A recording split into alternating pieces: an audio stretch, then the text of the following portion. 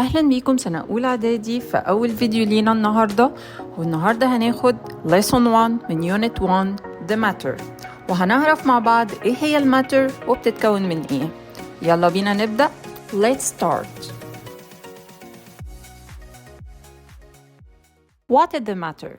Matter is anything that takes up space and has weight. يعني إيه الكلام ده؟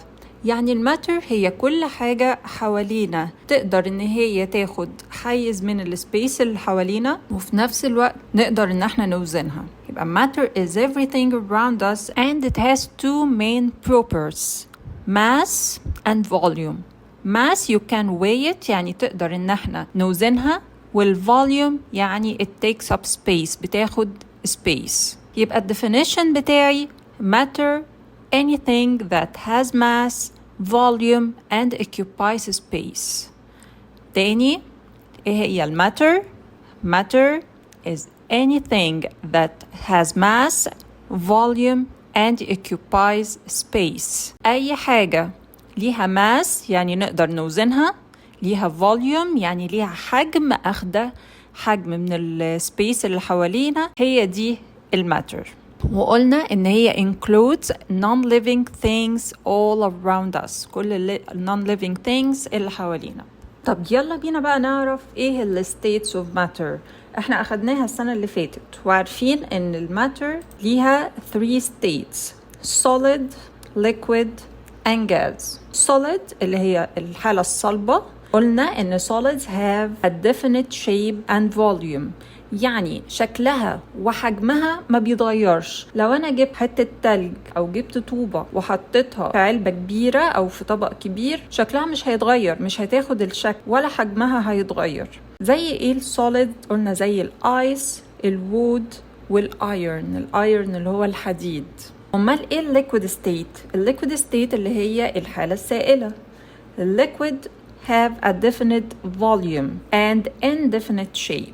يعني ايه؟ يعني لو انا جبت ازازة فيها لتر مية، هي جوه الازازة اخده نفس الازازة، يعني الشيب بتاعها اخده الشيب بتاع الازازة، وحجمها هي لتر مية. لو انا جبت اللتر ده وقمت دلقاه في طبق كبير، الشيب بتاعه هيتغير وهياخد الشكل بتاع الطبق، لكن في نفس الوقت الحجم بتاعه مش هيتغير، هتفضل زي ما هي. زي ايه الليكويد؟ زي الووتر والاويل والجوس. الجاز ستيت have indefinite volume and indefinite shape، يعني شكله وحجمه الاتنين بيتغيروا، لان احنا عارفين ان البارتيكلز بتاعت الغاز بتنتشر جدا، فمهما حطيناها اي حجم وعاء حطيناها فيه، هي هتاخد الحجم والشكل بتاع الوعاء دوت. زي الاير والاكسجين والستيم اللي هو البخار. يبقى عندي في السوليد ستيت الشيب والفوليوم فيكسد، في الليكويد الفوليوم فيكسد لكن الشيب changes، it takes shape of the container. والجاز لا، ما عندهاش fixed shape ولا عندها fixed volume، الاتنين no fixed shape and volume. طب يلا بينا بقى نبدأ نعرف الماتر دي بتتكون من ايه؟ ايه هي البيلدينج يونت اوف ماتر؟ يعني ايه اصلا بيلدينج يونت؟ زي ما احنا شايفين دلوقتي عندنا بيت، البيت دوت بيتكون من طوب، يعني البيت ده مبني بالطوب. يبقى البيلدينج يونت of this house is bricks. يبقى البريكس هنا هي البيلدينج يونت بتاعة البيت، لأنه هو مبني بيها. يبقى البيلدينج يونت هو الحاجة اللي مبني بيها الماتر. ايه هي الحاجة دي؟ عندنا حاجة اسمها the atom. The atom is the building and the structural unit of any matter. في example عندي اللي هو the Sphinx statue. Sphinx statue اللي هو تمثال أبو الهول. كلنا عارفين إن أبو الهول منحوت من حجر، الحجر دوت اسمه limestone. limestone. يبقى Sphinx statue is made of limestone. طيب اللايمستون دوت مصنوع من ايه؟ بيتكون من substance اسمها كالسيوم كربونات. كالسيوم كربونات. يبقى سفنكس بيتكون من لايمستون، واللايمستون دي بتتكون من سبستانس اسمها كالسيوم كربونات، والسبستانس اللي اسمها كالسيوم كربونات دي بتتكون من مولكيولز اسمها كالسيوم كربونات مولكيولز. والكالسيوم كربونات مولكيولز دي بتتكون من ايه؟ بتتكون من اتومز. يبقى البيلدينج يونت بتاعت السفنكس ستاتيو هي الاتوم. طب يلا بينا بقى نعرف ايه الهيستوري اوف ذا اتوم، يعني اكتشافات الاتوم على مر التاريخ. اول حاجه عندي في الانشنت تايمز من زمان قوي قوي قوي كان في عندي جريك فلوسفر قال ان all matter is made up of tiny invisible particles called atom. يبقى كان عندي فيلسوف يوناني Greek philosopher في ال ancient times قال لي إن all matter is made up of tiny indivisible particles called atom. إن الأتوم بتتكون من particles tiny صغننة خالص و indivisible ما ينفعش إن أنا أقسمها، اسمها أتوم.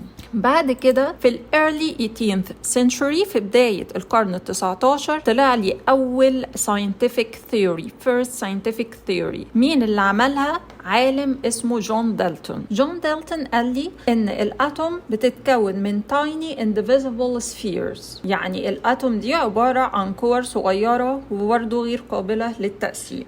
دي كانت أول scientific theory the first scientific theory، ودي بتيجي في الأسئلة كتير. مين العالم اللي عمل the first scientific theory؟ هنقول على طول جون دالتون. بعد كده جالي عالم اسمه إرنست راذرفورد سنة 1909. ده عمل لي النيوكلير موديل، الموديل بتاع الأتوم اللي احنا عارفينه دلوقتي. إرنست راذرفورد did experiments and discovered the nucleus inside the atom. يعني هو اللي عمل الإكسبيرمنت اللي على أساسها قدر يحط لي الموديل اللي قدامي دوت، واكتشف بيها النيوكليوس اللي جوه الاتوم. يبقى برضو ده سؤال بيجيلي كتير لما يجي يقول لي مين الساينتست اللي عمل اول theory based on experiment، يبقى إرنست راذرفورد.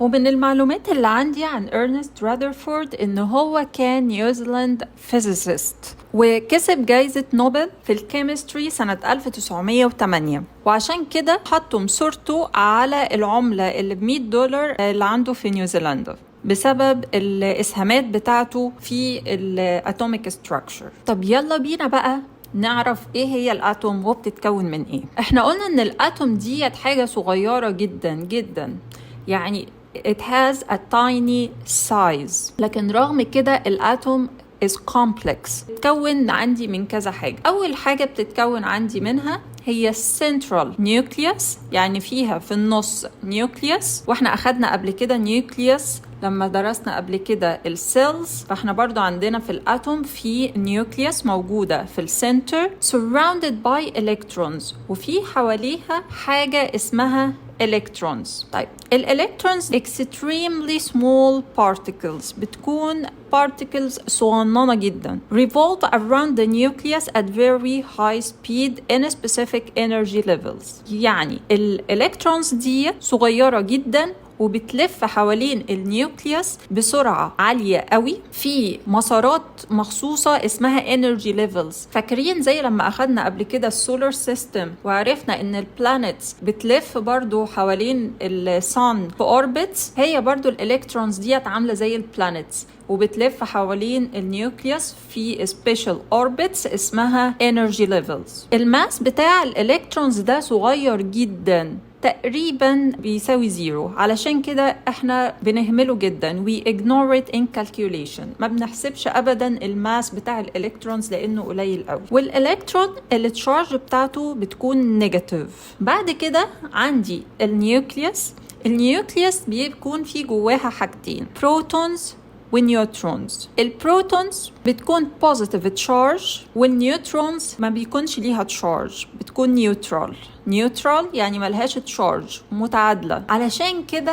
النيوكليوس التشارج بتاعتها بتكون بوزيتيف لأن فيها بوزيتيف بروتونز، لكن النيوترونز ما فيهاش تشارج، يبقى النيوكليوس كلها هتبقى بوزيتيف. وهنا قدامي ده شكل الأتوم، عندي أهي النيوكليوس في النص، اللي جواها البروتونز والنيوترونز، وبيلف حواليها الالكترونز في الانرجي ليفلز، وبيقول لي حجم النيوكليوس صغير جدا جدا جدا. يعني احنا عارفين ان حجم الاتوم اصلا صغير جدا، تخيل بقى كمان ان حجم النيوكليوس بالنسبة لحجم الاتوم يعتبر صغير جدا جدا جدا، لدرجة ان هو مثلها لي او شبهها لي ان لو الاتوم قد ملعب البيسبول هتكون النيوكليوس قد راس دبوس موجود في نص الملعب. يعني متخيلين الحجم صغير قد ايه بالنسبة لحجم الاتوم الصغيرة دي. وكمان عندي الالكترونز صغيرة اكتر كمان من النيوكليوس بكتير. فلما بنيجي نحسب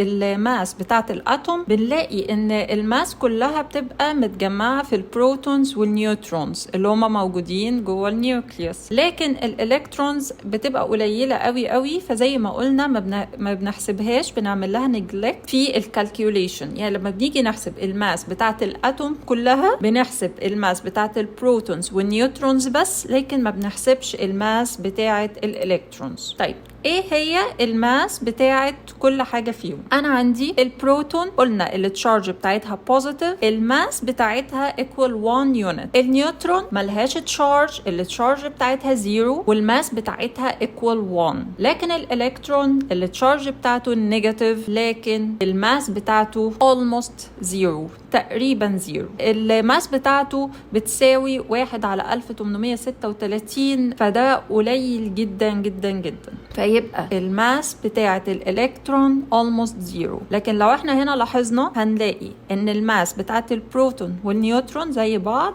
equal 1 unit، لكن التشارج بتاعة البروتون والالكترونز عكس بعض. يبقى دلوقتي لو جاب لي سؤال give reason the nucleus of the atom is positively charged، زي ما قلنا من شوية هنقول because it contains positively charged protons and neutrally charged neutrons، لأنه في positive charge protons وفي neutral charge neutrons، فعشان كده هو التوتال بتاعه positive. طيب برضو لو قال لي give reason the mass of the atom is concentrated in the nucleus، يعني ليه الماس بتاعت الاتوم concentrated متركزة في النيوكليوس؟ يعني ليه مش حاسبين معاها بقية الاتوم اللي هي عندي الالكترونز؟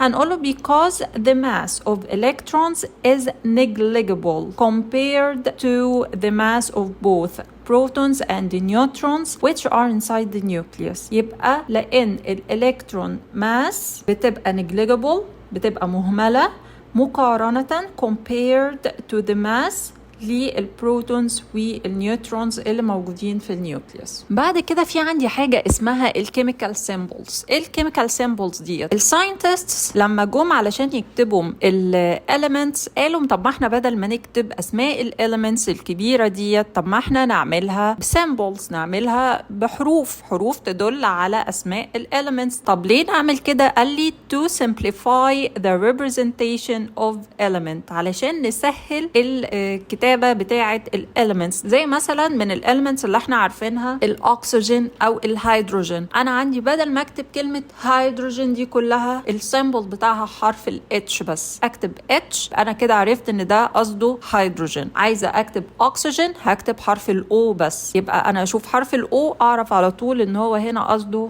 على الاكسجين. هل في رولز لكتابة السيمبلز؟ قال لي طبعا في عندي رولز. انا عندي الاليمنتس ديت اصلا متسمية باسماء لاتيني مش باسماء انجلش، فقال لي هنشوف لو الانجليش نيم واللاتين نيم بتاعت الاليمنت زي بعض او قريبين من بعض يبقى هناخد اول حرف من الاسم وهنكتبه بحرف كابيتال. زي عندنا الكربون، الكربون باللاتيني اسمه كاربو، فاخدنا حرف السي اول حرف من كلمة كربون. قال لي طيب وفي رول تانية، لو انا عندي الاسمين زي بعض انجليش نيم واللاتين نيم للإليمنت الاتنين زي بعض، بس انا عندي في إليمنت تاني بنفس الحرف الاولاني للإليمنت دوت، خلاص يبقى اخد اول حرفين. زي الكالسيوم، الكالسيوم بدايته سي، بس انا عرفت من شوية ان الكربون هو السيمبل بتاعه سي، فما ينفعش الكالسيوم كمان يبقى سي، فاخدنا سي اي اول حرفين. وقال لي لما يبقى عندي الإليمنت ده بيتكون من حرف واحد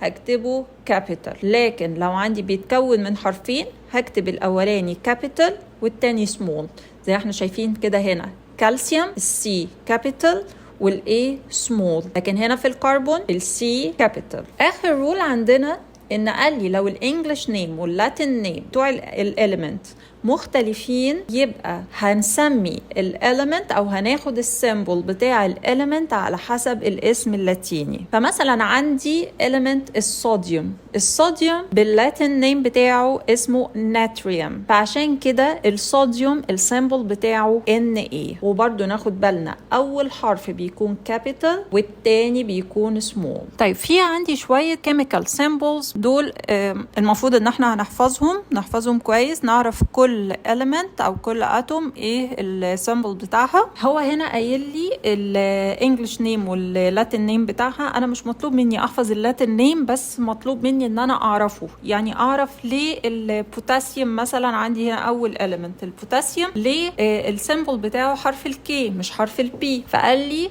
لانه delivered from Latin name كاليوم. مش لازم اقول ان هو اسمه كاليوم، لكن لازم ابقى عارفة ان اللاتين نيم بتاعه بيبتدي بحرف الكي. بعد كده عندي في الكروميوم الانجليش نيم واللاتين نيم بتوعه زي بعض، السيمبل بتاعه CR. في عندي الكربون اللاتين نيم بتاعه كاربو، فالسيمبل بتاعه C. الايرن اللي هو الحديد اللاتين نيم بتاعه اسمه فيرم فأوله FE. النيتروجين اللاتين نيم بتاعه نيتروجينيوم، فالسيمبل بتاعه حرف N. والصوديوم زي ما قلنا من شوية اللاتين نيم بتاعه ناتريوم، فعشان كده السيمبل بتاعه Na. والكلورين اللاتين نيم بتاعه كلورم، فالسيمبل بتاعه Cl. والكوبر السيمبل بتاعه Cu لأن اللاتين نيم بتاعه اسمه كوبرم. ودي أمثلة عن بعض السيمبلز اللي موجودة عندي، وفي سيمبلز تانية هتبقى موجودة إن شاء الله في الشيت اللي احنا هننزله مع الفيديو. السيمبلز دي كلها لازم نحفظها، هي والإنجليش نيم بتاع السيمبل. بعد كده جايب لي example على اللايف ابليكيشن للإليمنتس ديت أو للأتومز، وهو في عندي نوع من أنواع الفيرتلايزرز اسمه NPK. طيب what are fertilizers؟ الفيرتلايزرز دي اللي هي السماد اللي بنحطه على الزرع. فقال لي ان الفيرتلايزرز دي chemical compounds used to improve agricultural production. chemical compounds بنستخدمها to improve agricultural production، الانتاج الزراعي. most important fertilizer عندي NPK. NPK كل حرف من الثلاث حروف دول بيدل على element معين. N ده النيتروجين دوت اللي موجود في الفيرتلايزر ده essential for the greening of plant leaves، يعني ده مسؤول عن ان هو يخلي الليفز بتاعت البلانت جرين، بيخليها لونها اخضر حلو. البي اللي هو الفوسفورس essential for strengthening البلانت roots، بيقوي لي البلانت roots. واخر element اللي هو البوتاسيوم K ده essential for healthy plant growth. يبقى انا عندي الفيرتلايزر ده اسمه NPK. N نيتروجين، P فوسفورس، K بوتاسيوم. النيتروجين مسؤول عن الجرينينج of plant leaves، بيخلي plant leaves خضراء. الفوسفورس essential for strengthening plant roots. البوتاسيوم essential for healthy plant growth. بعد كده قال لي ان انا المفروض اخد بالي لان الاكسسيف يوز اوف فيرتلايزر هارمز، كتر استخدام الفيرتلايزرز دوت بيكون مضر. بيضر بيضر البلانتس، بيضر السويل والووتر، وكمان الهيومن والانيمال هيلث، لان دي كيميكال كومباوندز زي ما احنا قلنا. فالكيميكالز كترها بدل ما هو هيفيد البلانت لا هيضرها، ممكن يخليها تموت. غير كده ان هو بيتجمع في السويل فبيبوظ السويل، بيقلل من جودة السويل، وبينزل مع مية الري في الووتر سورسز، وده بيعمل ووتر بوليوشن. غير كده احنا ما بنيجي نشرب المية ديت او بنيجي ناكل البلانتس ديت احنا برضو صحتنا بتتأثر. يبقى نقول سريعا تاني ملخص للي احنا قلناه النهاردة. قلنا ان البيلدينج يونت بتاعة الماتر اسمها اتوم، وان الماتر ديت هي اي حاجة حوالينا ليها ماس وليها فوليوم. وقلنا الماس يعني اقدر ان انا اوزنها، والفوليوم يعني it takes up space، يعني اخده حيز من السبيس اللي حوالينا. وقلنا ان الماتر ليها 3 states: solid وليكويد وجاز. واخدنا example السفنكس ستاتيو، وقلنا انه بيتكون من لايمستون، واللايمستون بتتكون من كالسيوم كربونات سبستانس، والكالسيوم كربونات سبستانس بتتكون من كالسيوم كربونات مولكيولز، والكالسيوم كربونات مولكيولز بتتكون من اتومز. وقلنا كمان ان العلماء على مر التاريخ قعدوا يحاولوا ان هم يكتشفوا الاتوم، واول حد كان الجريك فيلوسوفر اللي كل اللي قالوا ان الماتر بتتكون من tiny indivisible particles اسمها اتومز. بعد كده جه في أوائل القرن ال19 كانت أول scientific theory اللي عملها جون دالتون، وقال إن الأتوم دي tiny indivisible spheres، لغاية لما جه إرنست رادرفورد سنة 1909 وعمل لي النيوكلير موديل للأتوم، وهو كان أول واحد يعمل موديل للأتوم based on experiment، وهو اللي اكتشف النيوكليوس. وقلنا إن الأتوم بتتكون من central nucleus بيكون موجود فيها positive protons ونيوترال نيوترونز، وبيلف حواليها الكترونز في سبيشال باس اسمها انرجي ليفل. وقلنا كمان ان الماس بتاعه الالكترونز بتكون صغيره جدا almost zero، علشان كده احنا ما بنحسبهاش لما بنيجي نحسب الماس بتاعه الاتوم. واخدنا يعني ايه كيميكال سيمبلز وبنسميها على اي اساس، واخدنا بعض الاكزامبلز عليها، وعرفنا يعني ايه fertilizers، وعرفنا ان هي chemical compounds used to improve agricultural production، وفي أهم نوع فيهم NPK، وقلنا N من النيتروجين والP من الفوسفورس والK من البوتاسيوم. وكده نكون خلصنا part 1 من lesson 1، وإن شاء الله الفيديو الجاي هناخد part 2، وأشوفكم المرة الجاية إن شاء الله.